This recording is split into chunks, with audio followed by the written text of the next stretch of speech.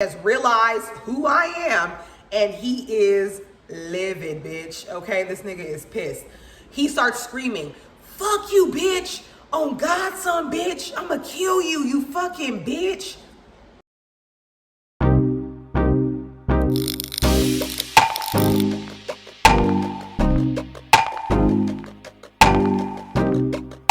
Hey, what's up, everybody, and welcome to my channel. This is actually my first solo video that I'm doing, so I hope everybody enjoys it. This is going to be a story time, and just like you see at the title, it's about me pretty much getting cussed out when I was living in LA, when I was like 17 years old. So let's get into it. The story is about this guy cussing me out, but in order to like make you understand why we were even in the same vicinity of each other on this particular day, I have to give you guys some kind of backstory. So in LA, the way that people get around, whether you're an adult or a child going to school, you take the city bus. So I used to take the city bus everywhere I went. Now, I used to also study with Jehovah's Witnesses a lot. Are you prepared for Jehovah's return? Surprising. When I was in high school. So I used to have conversations about God with people wherever I was. This particular guy, I don't remember his name, so we can just call him Clarence. I actually had a conversation with him about God on the city bus. So this is when he and I first crossed paths, is on the city bus, us just talking about God. Okay. Now, fast forward to prom day 2008. I was not going to prom. I used to go to LA High. I didn't go to prom.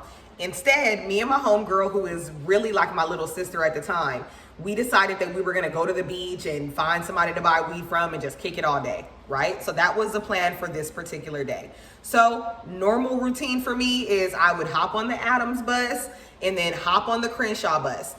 My homegirl lived on Crenshaw and Slauson, so I needed to get on the Crenshaw bus and go down to Slauson. I don't know directions, so I'm pointing this and that way as if I'm actually in LA right now, and I'm not. Anyway, so I was at the bus stop I was on Adams and Crenshaw waiting for the bus, and this guy, Clarence, was behind me at the gas station pumping gas. He calls my name, and I turn around, and he's like, "Hey, remember me? I was on the bus with you, and we were talking about God or whatever." I don't remember if at the time I actually remembered the interaction that he was talking about, but I just went with it. He asked me what I was doing. I was like, yeah, told him what was up for the day, what I had planned. I wanted to go get my homegirl. We wanted to buy weed. He said, all right, well, cool. I can go ahead and take you down to Slauson. And then after that, I can take you to my cousin's house and we can go and get weed from him because he sells. I said, okay, cool. So we get in his car and then we go down to Crenshaw and Slauson. We pick up my homegirl.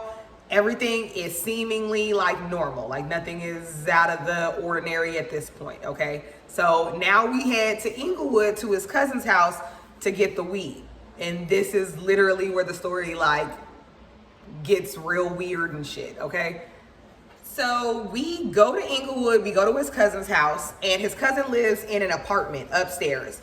So we're walking upstairs to the cousin's apartment. He's in front, I'm in the middle, Alexis is in the back.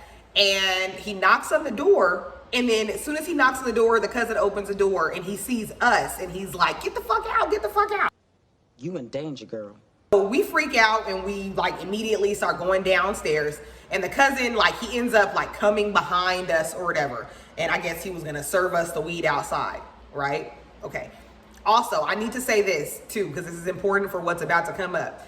I already had a blunt in my bag, okay?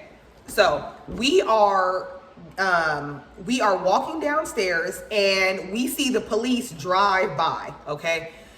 Now we're obviously doing something wrong. It's two minors and two grown ass niggas and they're about to sell us weed and it's wrong. So we are paranoid and we decide to split up when we see the police, okay? So we split up and then I turn around, right? We go in opposite directions. Me and Alexis go one way and them niggas go the other way. I turn around and I see the police hit the corner. So I'm like, okay, well, everything is cool. They didn't really hit the corner though. They fucking went around the alley to come back to us. So they actually came around the block and came back to us. So what the police see is they see us together, then they see us split up, And then once the police are out of sight, then we are back together again. So they definitely they pulled over and told us to stop. Like nobody was apprehended. It was just a conversation. And the police officers were black too. It wasn't like a hostile situation or anything like that, but they pulled us over or made us stop or whatever and was talking to us. Now, at this point, I'm nervous, okay? I'm 17 years old. I haven't had too many interactions with the police. I'm nervous as hell, and I have a blunt in my bag. So I don't know how we got to this point, but the dudes are sitting on the curb. They're not apprehended, but they're sitting on the curb, and I have a blunt in my bag.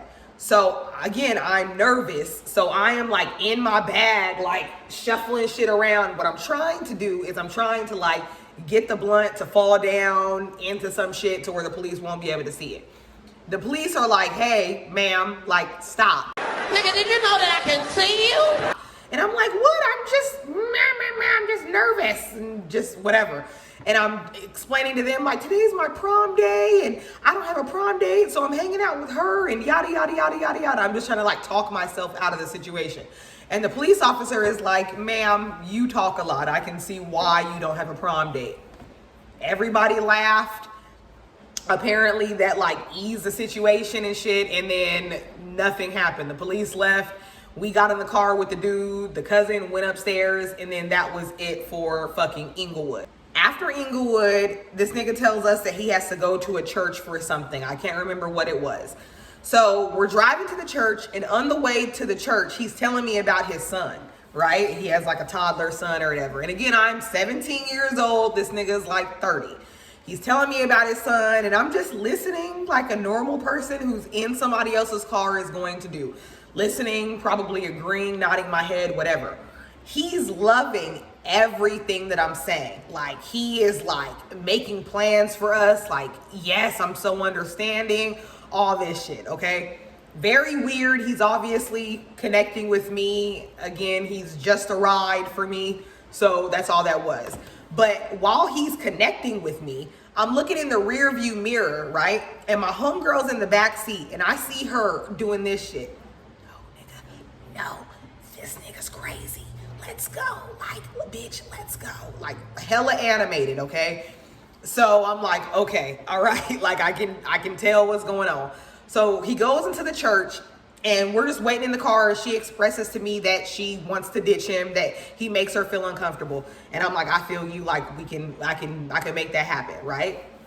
So after he gets in the car, after he comes out of the church, I tell him hey, can you take us to Buffalo Wild Wings or Wingstop or some shit like that? It's on Crenshaw and 43rd or something. I don't know, somewhere over there. And so he takes us over there, and I tell Alexis to go ahead and go in there and wait for me. And I'm talking, and I'm gonna hang out in the car and talk to him. So I tell him hey, my nigga, my sister wants to just hang out with me and her for the rest of the day, and I'll see you later, whatever. He starts getting pissed off. This motherfucker starts banging on the steering wheel. Fuck, I hate this shit. Fuck, I don't know why this always happens. Real hostile, real aggressive. I'm nervous, so I'm like, it's okay. Just give me your number. I will call you. And that's it. He calmed down. He wrote his number down on a napkin, drove off. I definitely threw that shit away. Had no intentions of ever speaking to this motherfucker again, okay? But obvious I did, because he definitely ended up cussing my ass out a couple of months later. Now, at this point, it is after high school graduation, and I am seeing all of my friends before I leave LA and move back to Ontario, California. It's 45 minutes away. It's not nothing crazy. But anyway, so I am back on Crenshaw and Adams. At this time, I'm about to go to Crenshaw and Olympic. So it's the opposite way of when I went to go get Alexis. Alexis was Crenshaw and Slauson this way. Now I'm going to Crenshaw and Olympic, right? Waiting for the bus. Normal shit. So now I'm waiting for the bus. I'm at the bus stop, sitting down, and I'm sitting right here, and the bus stop, it's at an intersection. There's a light. So I'm sitting here, okay, and the guy, Clarence, he is in the passenger side of somebody's car. Hanging on the passenger side of his best friend's ride, trying to... Okay, so he drives by, okay, here, and it's a red light, so the car stops here, okay? But the whole time when he's driving, he sees me, like he's looking at me, like recognizing me. So it's like da-da-da-da-da, facial recognition, recognizing me. Then the car stops, boom, stops past me. So here, once it stops, he has realized who I am, and he is livid, bitch. Okay, this nigga is pissed. He starts screaming, "Fuck you, bitch. On God's son, bitch. I'ma kill you, you fucking bitch."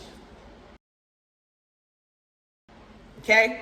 Now, there's people at the bus stop, but again, he's past me. He's not looking at me. Nobody really knows who he's talking about. Everybody's like, "Oh man, like this guy is pissed. I don't know what's happening." Okay? So I'm like, all right, I'm nervous.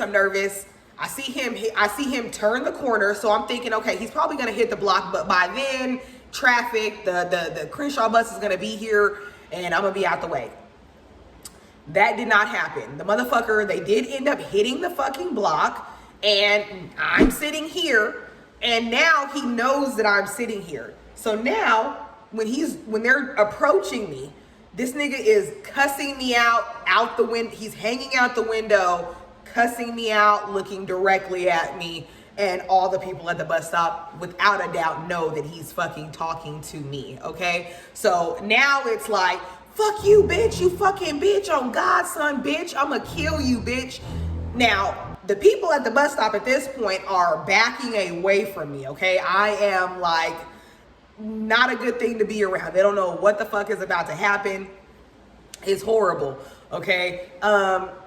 Luckily, okay, it's green light. He ends up going. The bus comes. I get on the bus.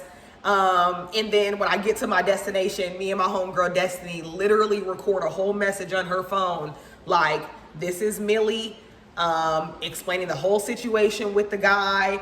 I'm like, "If anything happens to me, you need to contact my friend Alexis. She moved here." I'm giving all the details because I really felt like that guy was going to kill me before I got out of LA. Like, it was absolutely fucking nuts. So that is the story of me getting cussed out. I'm not gonna say I hope you guys liked it. I hope it was entertaining for you. And I hope no young girls get in cars with guys, because it's very dangerous and they're definitely weird. But I will say that a lot of guys don't know how to take rejection, and I definitely felt pressured to take his number because he was freaking out when I tried to leave him initially. So there's that. But yeah, please hit the like button. Please subscribe to my channel. And if there's anything else that you guys would like me to do or you want to see, definitely leave it down in the comments below. All right then, y'all. Peace.